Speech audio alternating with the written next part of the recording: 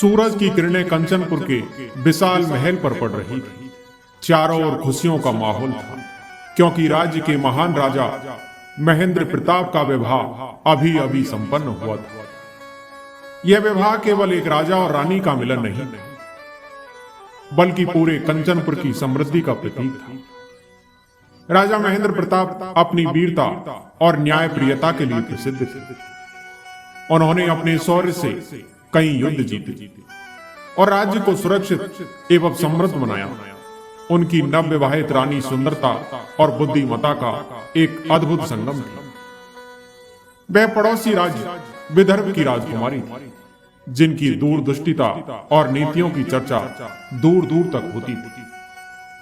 विवाह के बाद पूरे कंचनपुर में उत्सव का माहौल था। दीपमालाओं से महल सजा हुआ था, परंतु इस शुभ समय के बीच कोई छाया धीरे धीरे कंचनपुर की ओर बढ़ रही थी।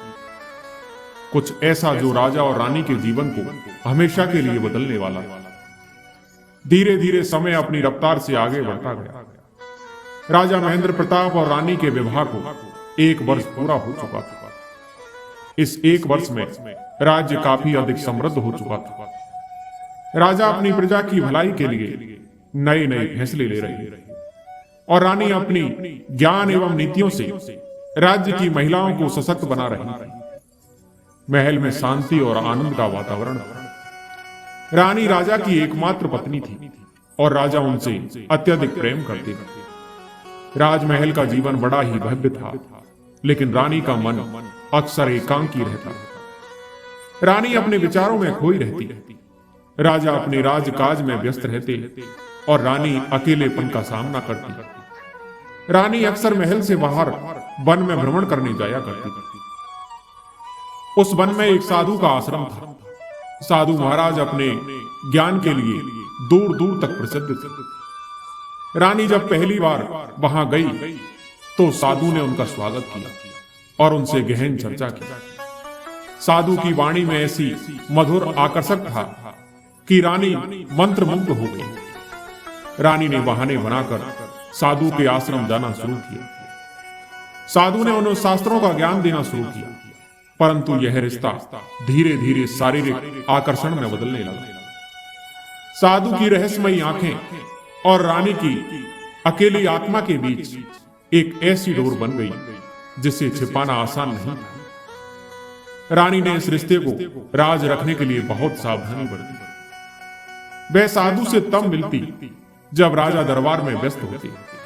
कभी कभी रात के अंधेरे में भी रानी चुपचाप महल छोड़कर साधु के आश्रम में जाती। रानी ने राजा के प्रति अपना व्यवहार ऐसा रखा कि उन्हें कभी शक ना हो। वह राजा का पूरा ख्याल रखती, उनसे मधुर बातें करती और उनके हर आदेश का पालन करती। राजा को लगता कि रानी उनसे बहुत प्रेम करती।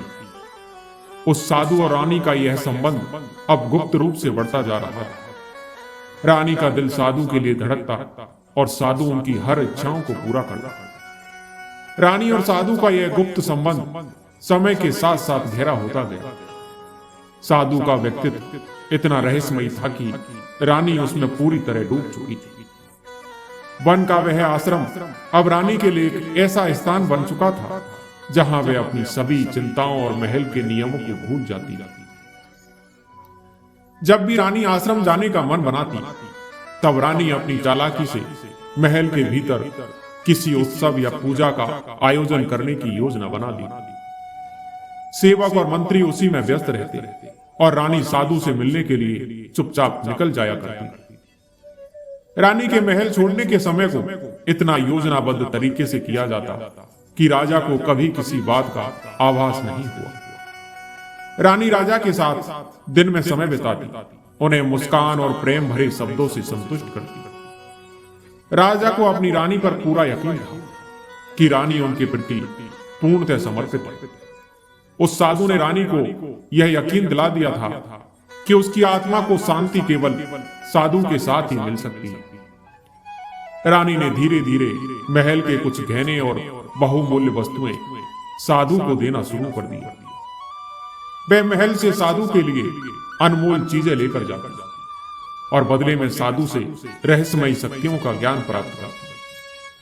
साधु ने रानी को यह भी समझा दिया था कि वह दिव्य आत्मा है और उनका यह मिलन ईश्वर की योजना का हिस्सा है। रानी ने अब पूरी तरह से साधु पर विश्वास करना शुरू कर दिया।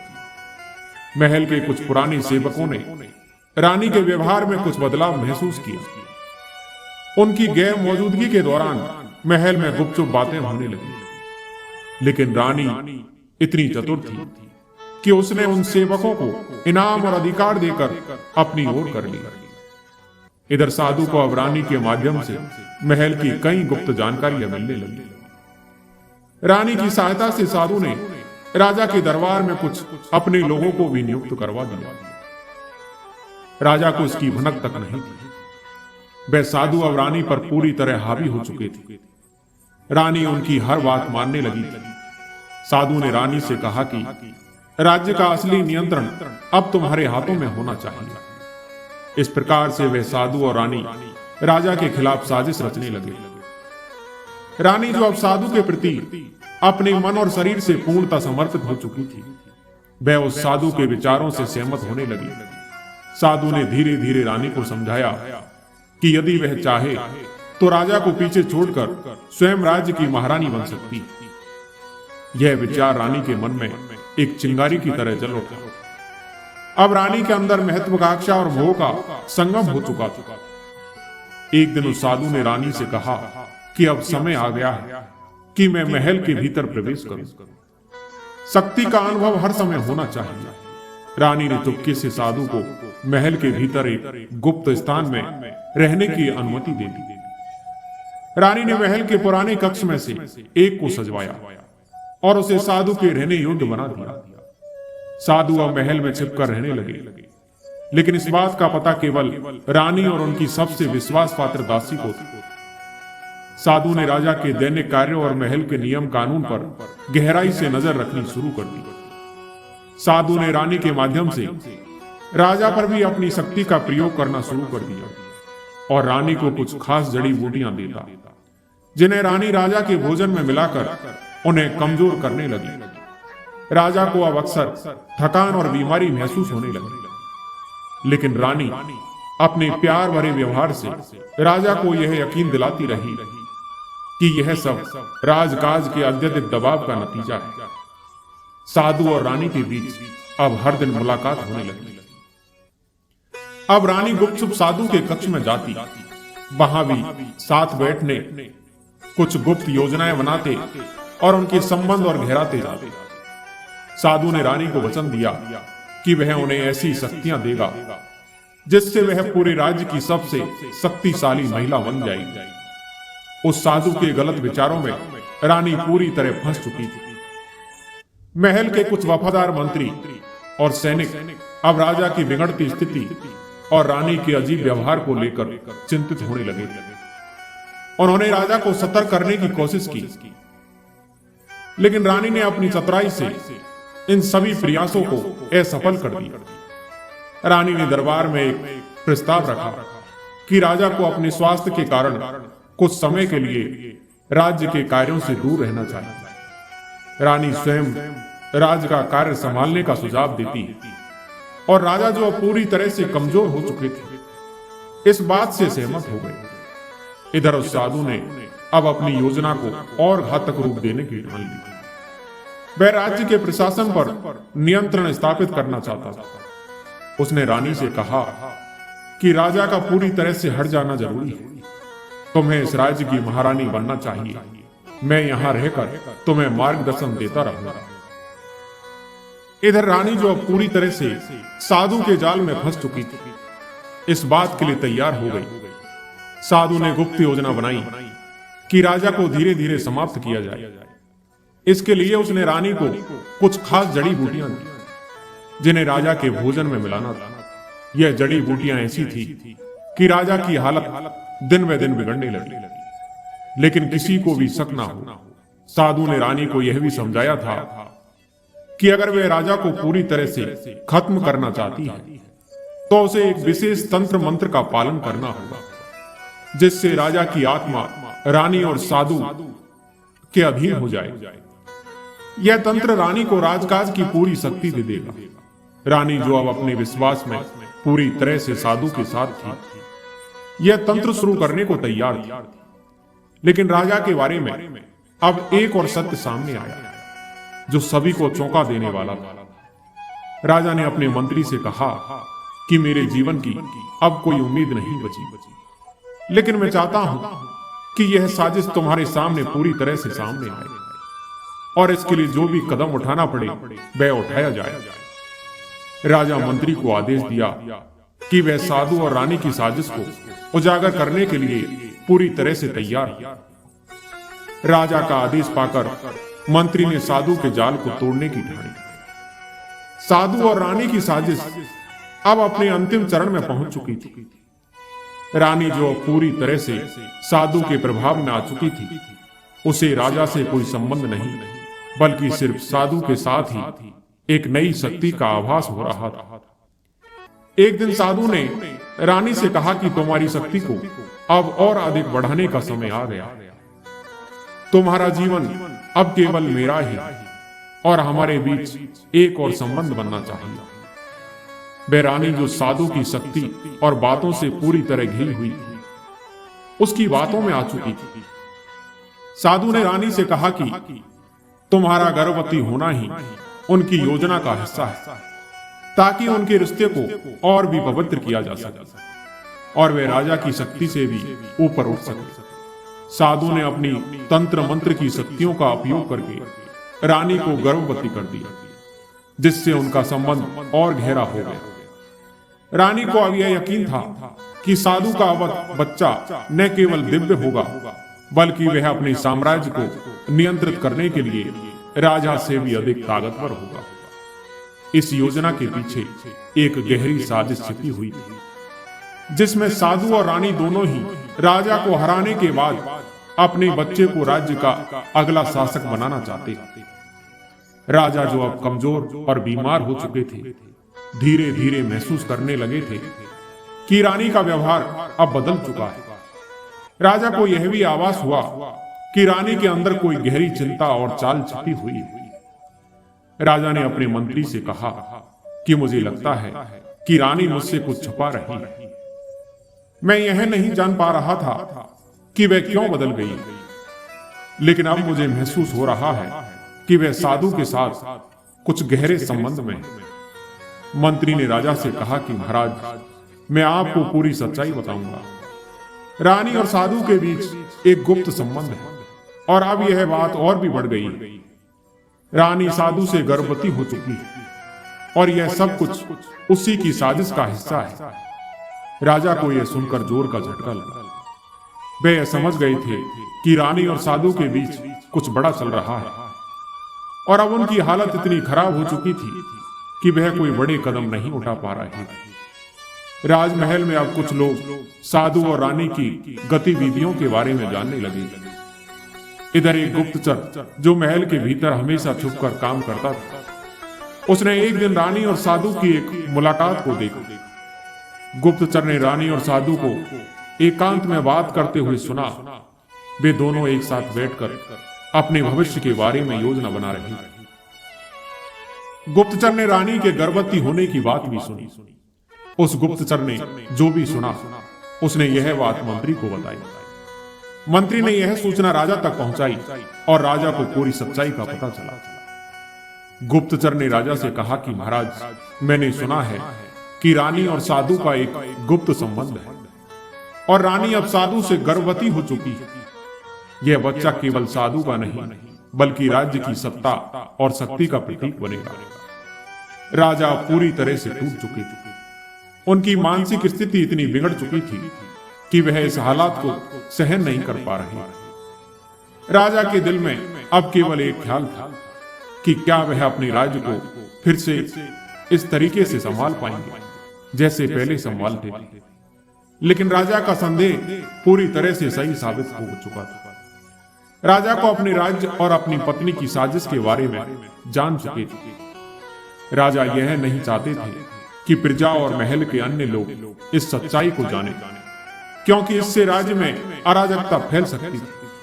लेकिन राजा अब एक विकल्प की तलाश में जुट चुके थे, क्योंकि वह यह समझ चुके थे कि रानी और साधु की साजिश इतनी जटिल हो चुकी है कि उन्हें अपनी शक्ति का एक और रूप अपनाना था।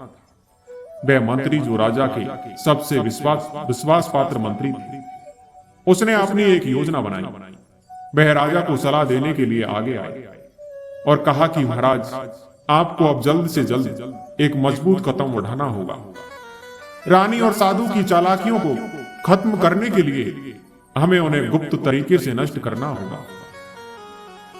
मंत्री ने राजा से कहा कि महाराज, हमें रानी और साधु की बातों को प्रकट करने के लिए किसी को महल के भीतर भेजना होगा, क्योंकि यहां हमें यह सुनिश्चित करना होगा कि वह उन दोनों की साजिश से अनजान हो। हमें उनके आत्मविश्वास को तोड़ने के लिए यह कदम उठाना होगा। राजा ने मंत्री की बातों को सुना और मंत्री की योजना से सहमत हो गए। मंत्री ने महल के अंदर एक और गुप्तचर तैनात किया, जो रानी और साधु की गतिविधियों पर निगरानी रखेगा। इधर साधु और रानी की साजिश अब और भी गहरी हो चुकी थी। रानी ने अपने होने वाले बच्चे के बारे में साधु से बात कर दी। साधु ने उसे भरोसा दिलाया कि उनका बच्चा सिर्फ उनका नहीं, बल्कि इस राज्य का भविष्य होगा। इस प्रकार से अब वह दोनों मिलकर राज्य पर कब्जा करने के लिए और भी घातक कदम उठाने लगे। साधु ने रानी से कहा कि तुम्हारा बच्चा हमारे साम्राज्य का भविष्य होगा। हम मिलकर इस राज्य पर राज करेंगे और अब तुम राजा को भूल जाओ। रानी ने साधु के शब्दों में विश्वास किया और उसे अपने दिल से अपना मार्गदर्शन मान लिया। इधर गुप्तचर, जो महल के भीतर चुपचाप रानी और साधु की गतिविधियों पर नजर रख रहा था, उसने अब एक और महत्वपूर्ण सूचना मंत्री को दी। उसने बताया कि रानी और साधु ने गुप्त बैठक की, जिसमें दोनों ने मिलकर राजा को पूरी तरह से नष्ट करने और राज्य पर अपना शासन स्थापित करने की योजना बनाई। गुप्तचर ने कहा कि रानी ने साधु से कहा है कि अगर राजा अब भी जिंदा रहेगा तो वह उसकी शक्ति के खिलाफ एक चुनौती बनेगा। मंत्री ने राजा को इस सब की जानकारी दी और राजा ने अब ठान लिया था कि वे साधु और रानी की साजिश का पर्दाफाश करेंगे। लेकिन राजा की शारीरिक स्थिति अब इतनी बिगड़ चुकी थी कि उसे यह सब अकेले ही सहना था।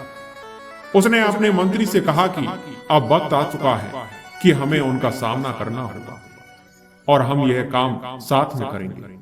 इधर साधु को अब यह यकीन हो चुका था कि राजा अब पूरी तरह से हार चुके हैं। वह और रानी अब राज्य पर अपनी पकड़ बनाने के लिए पूरी तरह से तैयार थे। साधु ने रानी से कहा कि राजा को अब कोई नहीं बचा सकता। हम दोनों मिलकर इस राज्य के अगले शासक होंगे। साधु और रानी की योजना अब इस स्तर पर पहुंच चुकी थी कि वे राजा को पूरी तरह से अपदस्थ करने की योजना बना चुके थे और उनका बच्चा राज्य का नया शासक बनेगा। राजा, जो अब लगभग मृत्यु के कगार पर थे, पर उन्होंने हिम्मत नहीं हारी और राजा ने ठोस कदम उठाने का मन बनाया। वे जानते थे कि अगर वे इस समय कोई बड़ा कदम नहीं उठाएंगे तो उनके राज्य की स्थिति हमेशा के लिए खतरे में पड़ जाएगी। मंत्री ने राजा से कहा कि महाराज, यह साजिश अब खुली है। अगर इसे अब रोकने में असफल नहीं हुए तो यह राज्य हमारे हाथ से निकल जाएगा। राजा ने एक गहरी सांस ली और मंत्री से कहा कि हम इस साजिश को खत्म करेंगे, चाहे इसके लिए मुझे अपनी जान भी क्यों ना देनी पड़े। राजा, जिन्हें महल और प्रजा में एक शक्तिशाली और न्यायप्रिय शासक माना जाता था, असल में वे इतने कमजोर और बीमार थे जितना सब सोच रहे थे। यह उनकी एक गहरी साजिश का हिस्सा था। असल में उस साधु ने राजा को धोखे से बीमार बना दिया ताकि वह रानी के साथ संबंध बना सके और वह गर्भवती हो जाए। साधु की योजना थी कि वह रानी के साथ मिलकर राजा को अपने जाल में फंसा चुका था। साधु जानता था कि रानी को गर्भवती करने के बाद ही वह अपनी पूरी साजिश को अंतिम रूप दे सकता था। लेकिन साधु ने यह साजिश इतनी गुप्त और प्रभावशाली तरीके से रची कि राजा को भी समझने का कोई मौका नहीं मिला। साधु ने जानबूझकर राजा को बीमार कर दिया था। उसने रानी को बताया था कि अगर वह राजा को कमजोर कर देगी तो वह आसानी से उस साधु से मिलाने के लिए राजी हो जाएगा। साधु ने अपने तंत्र मंत्र का इस्तेमाल किया और राजा के शरीर में ऐसी बीमारियां घुसा दी जो पहले उसे बिल्कुल भी नहीं थी। वह बीमारी इतनी चुपचाप और धीरे धीरे फैल रही थी कि कोई भी डॉक्टर या वैद्य इसे सही से पहचान नहीं पा रहे। रानी जो अब राजा के साधु के हर निर्देश का पालन कर रही थी, धीरे धीरे राजा के लिए ऐसा माहौल तैयार कर रही थी जिसमें वह कमजोर हो जाए और अपना आत्मनियंत्रण खो बैठे। राजा ने अपनी कमजोरी को महसूस किया, लेकिन वह यह नहीं समझ पाए कि यह सब कुछ साधु और रानी की साजिश का हिस्सा था। जब राजा का शरीर पूरी तरह से कमजोर हो गया तो रानी ने साधु के साथ मिलकर एक गुप्त रात बिताई। ये रात राजा के लिए एक बड़े बदलाव का कारण बन गई। रानी को गर्भवती करने के बाद साधु ने पूरी योजना को अदृश्य रूप से पूरा किया। कोई भी नहीं जानता था कि रानी और साधु के बीच यह घटना घटित हो चुकी थी, क्योंकि रानी ने इसे गहरे रहस्य की तरह रखा था। साधु ने रानी से कहा कि अब तुम पूरी तरह से हमारे साथ हो। तुम्हारा बच्चा हमारी साजिश का सबसे अहम हिस्सा बनेगा। अब तुम और मैं मिलकर इस राज्य को अपने अधीन करेंगे। रानी जो पहले ही साधु के जाल में फंसी हुई थी, अब पूरी तरह से उसकी बातों पर विश्वास करने लगी। उसने साधु को वचन दिया कि वह अपने बच्चे को राज्य की पूरी सत्ता सौंप के दम लेगी, चाहे इसके लिए अब मुझे राजा को भी मारना पड़े। मैं अब पीछे नहीं हटूंगा, ताकि वे दोनों इस राज्य को अपने नियंत्रण में ला सकें। अब इधर राजा जो पूरी तरह से कमजोर और असमर्थ हो चुके थे, अचानक एक दिन अपने मंत्री से मिलने आए और कहा, मंत्री, मुझे लगता है कि कुछ गड़बड़ है। मैं पहले जैसा शक्तिशाली महसूस नहीं कर रहा और मुझे डर है कि कोई मेरे खिलाफ साजिश कर रहा है। मंत्री जो अब पूरी सच्चाई जान चुका था, राजा से सच्चाई कहने को साहस नहीं जुटा पा रहा, लेकिन राजा के संदेह को देखते हुए मंत्री ने धीरे धीरे राजा को यह बताने की योजना बनाई कि यह सब कुछ एक गहरी साजिश का हिस्सा था। महल के गुप्तचर ने राजा और साधु की एक गुप्त बैठक देखी। इस बैठक में वे दोनों कुछ और योजनाओं को लेकर चर्चा कर रहे थे। गुप्तचर ने सूचना दी कि रानी ने साधु से कहा कि राजा अब हमारा कुछ भी नहीं कर सकता। मैं पूरी तरह से तुम्हारे साथ हूं और मेरा बच्चा हमारे राज्य का भविष्य बनेगा। गुप्तचर ने यह सब मंत्री को बताया और मंत्री ने तुरंत राजा को सच बताने का निर्णय लिया। राजा पूरी तरह से जान गई थी कि उन्हें सिर्फ एक भयानक साजिश का हिस्सा बना दिया गया, जिसमें उनकी कमजोरी और रानी की गर्भवती होने की योजना थी। राजा ने अब पूरी सच्चाई जान ली। उन्होंने मंत्री से कहा कि मंत्री, साजिश इतनी गहरी है कि अब हमें इसे तुरंत खत्म करना होगा। मुझे अपनी शक्तियों को फिर से जागृत करना होगा। हमें इस रहस्य को उजागर करना होगा और साधु और रानी को उनके हर कदम के लिए सजा दिलवानी होगी। राजा पूरी तरह से सच्चाई जान चुके थे और उनका संकल्प मजबूत हो गया था। वह जानते थे कि यह समय उनके लिए सबसे कठिन है, लेकिन अगर सिर्फ अपनी खोई हुई ताकत को वापस पा सकते हैं तो साधु और रानी की साजिश का पर्दाफाश भी कर सकते हैं। राजा ने मंत्री से कहा कि मैं अपनी खोई हुई शक्ति को फिर से महसूस करना चाहता हूं। मुझे चाहिए एक ऐसी योजना जिसमें मैं साधु और रानी को उनके ही जाल में फंसा सकूं। हम उन्हें यह समझने देंगे कि अब वह हमें हरा चुके हैं, लेकिन हम असल में उन्हें उनके ही खेल में मात देंगे। मंत्री ने राजा की बातों को सुना और एक गहरी सोच में डूब गया। उसने धीरे से कहा कि महाराज, आपकी स्थिति इतनी नाजुक है कि हमें खास प्रकार की रणनीति की जरूरत होगी। हमें पहले उन्हें यह विश्वास दिलाना होगा कि आप पूरी तरह से हार चुके हैं। इसके बाद जब वह अपनी पूरी शक्ति दिखा रहे होंगे, तभी हमें उनका सामना करना होगा। राजा ने मंत्री की सलाह पर अमल करना शुरू किया। उन्होंने अपने राजमहल में उन सभी प्रमुख मंत्रियों और सैन्य अधिकारियों को बुलाया जिस पर वह विश्वास रखते थे। उन्हें यह योजना दी कि वे सभी राजमहल की सुरक्षा बढ़ा लें और ध्यान रखें कि इस बीच कोई भी संदिग्ध गतिविधि ना हो। राजा ने अपने दरबार में एक अफवाह फैलाना शुरू किया कि वह अपनी बीमारी से पूरी तरह से बाहर नहीं निकल पा रही और जल्दी उनका अंतिम समय आ सकता है। इस अफवाह ने राज्य भर में हलचल मचा दी। राजा ने यह कदम काफी चतुराई से उठाया था। उन्होंने जानबूझकर अपनी स्थिति को कमजोर दिखाया ताकि रानी और साधु यह सोचने लगे कि उनका विजय हासिल करना आसान हो गया है। साधु और रानी अब अपने लक्ष्य के बहुत करीब महसूस करने लगे। रानी जो गर्भवती होने के बाद राजा से पूरी तरह से दूर हो चुकी थी, अब अपनी पूरी ताकत साधु के साथ मिलकर राज्य पर कब्जा करने में लगा रही। साधु ने रानी से कहा कि अब हम कुछ अपनी मुट्ठी में करेंगे और अब राजा की कमजोरी का फायदा उठाने का समय आ गया है। रानी ने साधु के साथ मिलकर राजा के खिलाफ अपनी साजिशों को और बढ़ा दिया। वे दोनों इस विश्वास में थे कि राजा पूरी तरह से कमजोर हो चुके हैं और उसका अंत नजदीक है।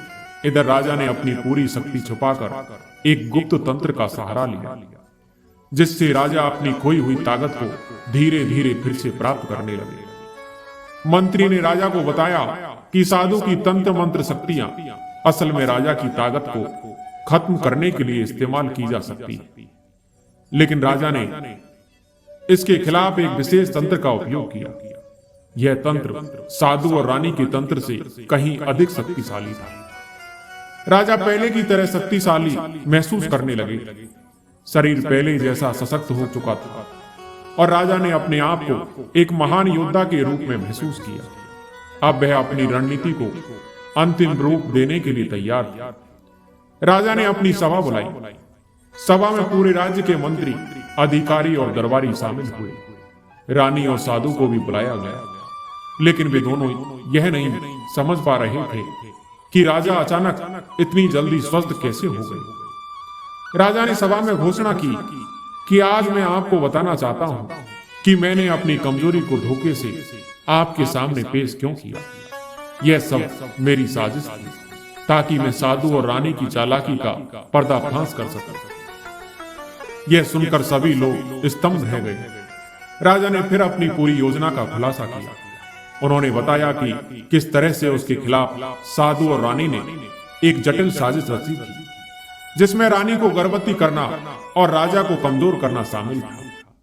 रानी और साधु की पूरी योजना नष्ट हो चुकी थी। राजा ने उन्हें गिरफ्तार करने का आदेश दिया और राज्य के सबसे बड़े जेल में डालने के लिए कहा। रानी और साधु की साजिश पूरी तरह से विफल हो चुकी थी। दरबारी राजा की बुद्धिमत्ता और धैर्य की सराहना करने लगे। उन्होंने महसूस किया कि राजा ने अपनी शक्ति और साहस को सही समय पर जागृत किया, जिससे वह अपनी राज्य सत्ता को बचा सके। राजा ने कहा कि मैंने कभी नहीं सोचा था कि मेरी रानी और एक साधु मेरे खिलाफ इतने बड़े जाल का हिस्सा बनेंगे, लेकिन अब यह समय है कि हम अपने राज्य की सुरक्षा को और मजबूत करें और ऐसे लोगों को कभी भी हमारे राज्य के भीतर घुसने का मौका ना दें जो हमारे राज्य के खिलाफ है। राजा की महल में इस उद्घोषणा ने सभी दरबारियों को स्तंभित कर दिया। साधु और रानी, जिन्हें अब अपनी साजिश का पर्दाफाश होने का डर था, महल में पूरी तरह से घबराए हुए। साधु ने भागने की कोशिश की, लेकिन सैनिकों ने उसे पकड़ लिया। रानी भी चुपचाप अपने अपराध स्वीकार नहीं कर पा रही। अब वह समझ चुकी थी कि उसे भी राजा के सामने जवाब देना होगा। राजा ने दोनों को सामने लाकर के कहा कि तुम दोनों की साजिश न केवल मेरी परंतु इस राज्य की सभ्यता और प्रतिष्ठा के खिलाफ थी। तुमने मुझे और मेरी प्रजा को धोखा दिया। अब तुम्हें इसका खामियाजा भुगतना होगा। राजा ने आदेश दिया कि साधु को राज्य के बाहर जंगल में निर्वासित कर दिया जाए, जहां वह तंत्र मंत्र के प्रयोग से अपनी शक्तियों का कोई उपयोग न कर सके। वहीं रानी को महल में बंदी बना लिया गया, लेकिन उसकी सजा और भी बड़ी कठिन। उसे अपने कृत्यों के लिए राजा के सामने सार्वजनिक रूप से माफी मांगनी पड़ी। रानी ने अपने कृत्यों पर गहरी शर्मिंदगी महसूस की। रानी राजा के सामने आई और कहा, महाराज, मैंने आपकी उपेक्षा की और साधु के जाल में फंसकर राज्य के खिलाफ साजिश रच डाली। मैं अब समझ चुकी हूं कि यह मेरी सबसे बड़ी भूल थी। कृपया मुझे मेरी गलती का प्रायश्चित करने का अवसर दे। राजा पहले से कहीं ज्यादा समझदार और धैर्यवान हो चुके थे, इसलिए राजा ने रानी को क्षमा करने का निर्णय लिया। हालांकि रानी की सजा यह थी कि उसे पूरी तरह से तंत्र मंत्र से दूर रखा जाए और उसे राज्य की महिलाओं को शिक्षा देने का काम सौंपा जाएगा, ताकि वह अपनी गलतियों से सीखे और राज्य की भलाई में योगदान कर सके। राजा ने कहा कि तुमने बड़ी भूल हुई है, लेकिन अब तुम्हारे पास एक अवसर है अपनी स्थिति को सुधारने का। मैं तुमसे उम्मीद करता हूं कि तुम इस राज्य की महिलाओं के लिए कुछ अच्छा करोगे। उधर साधु, जो अपनी तंत्र मंत्र की शक्तियों को खो चुका था, जंगल में निर्वासित कर दिया गया था। वह सजा को अपनी हार मानकर स्वीकार कर चुका था, लेकिन वह जानता था कि वह कभी भी वापस अपनी शक्तियों को प्राप्त नहीं कर सकता। उसकी शक्तियां जो कभी राजा को कमजोर करने में सक्षम थी, वह शक्ति अब बोझ बन चुकी थी। साधु ने जंगल में अकेले रहने का फैसला किया। अब वह सिर्फ अपनी पुरानी गलतियों और पछतावा करता था, क्योंकि उसे यह समझ में आ गया था कि वह अपनी शक्तियों जो उसने कभी सच्चे मार्ग पर चलने में लगाई होती, तो ऐसा कभी नहीं होता।